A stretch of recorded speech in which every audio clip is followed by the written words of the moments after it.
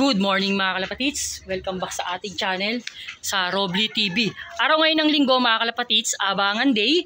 Finals na mga kalapatids dito sa summer race. Ang bitaw ay sa Santa Ana, Cagayan.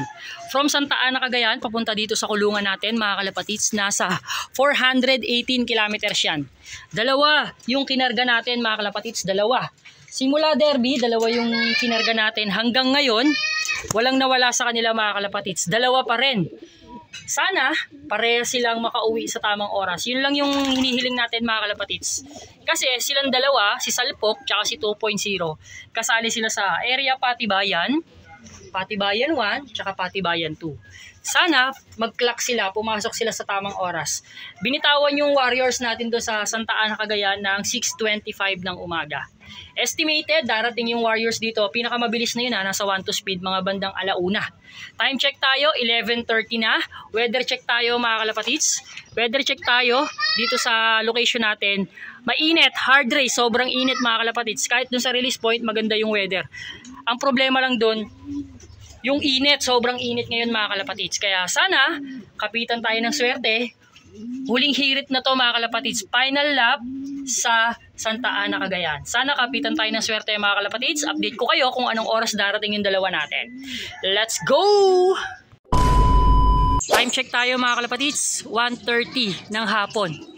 As of now, wala pa rin nakakapagpaklak, wala pa rin nakakapagpauwi ng Santa Ana, Cagayan Finals mga kalapatids. Nasa ano na lang tayo, nasa 900 speed na lang tayo mga kalapatids ha. Cut off natin hanggang 4:35 ng hapon. 1:30 na, wala pa rin nakakapagpauwi kahit isa mga kalapatids. Kanina sobrang init, ngayon dumidilim naman. Hard race talaga to, grabe.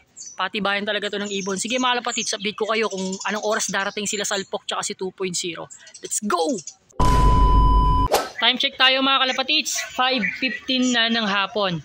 Yung dalawa natin, si Salpok tsaka si 2.0 mga kalapatids, hindi na nakapag-clock. Cut off na tayo mga kalapatids kasi ang cut off ay 4:35 lang ng hapon. Alas 5 na, cut off na. Hindi tayo pinalad ngayong summer race. Sa finals, hindi tayo nakapagpaklak mga kalapatids. Hindi para sa atin ang summer race. Bawi tayo, babounce tayo sa winter. Sa winter race mga kalapatids, nag-uumpisa na yon, nag-training na tayo kanina. Ang panlaban natin ngayong winter mga kalapatids, 8 yung panlaban natin mga kalapatids. Sana sa winter race na to makabawi tayo kasi medyo madami-dami na tayong panlaro. Magkakapatid pa rin naman to mga kalapatids yung mga panlaro natin. Yung mga panlaro natin nasa winter. Yan yung mga pang winter natin. Lahat ng nandito panlaro natin, pero hindi yan lahat pang north, pang winter. Yung 8 lang dyan pang winter natin, tapos yung iba dyan pang south natin, pang nire-ready na natin pang south mga kalapatids. Ano na kagad tayo mga kalapatids, move on na tayo. Hindi tayo pinalad ngayong finals sa Santa Ana, Cagayan. Pero sana makabawi pa rin or makauwi pa rin si Salpok tsaka si 2.0. Pag nakauwi silang dalawa, ilalaro natin sila sa winter, ihahabol natin sila, pagpapahingahin muna natin sila, ikukondisyon natin ulit sila, tapos tsaka natin sila isasabak dito sa winter north. Abang pa rin tayo mga kalapatids. Update ko na lang kayo kung makakauwi si Salpok tsaka si 2.0. Sige mga kalapatids, dito ko natatapusin yung video na to. Thank you for watching. See you sa next vlog natin. Ingat mga kalapatids. God bless!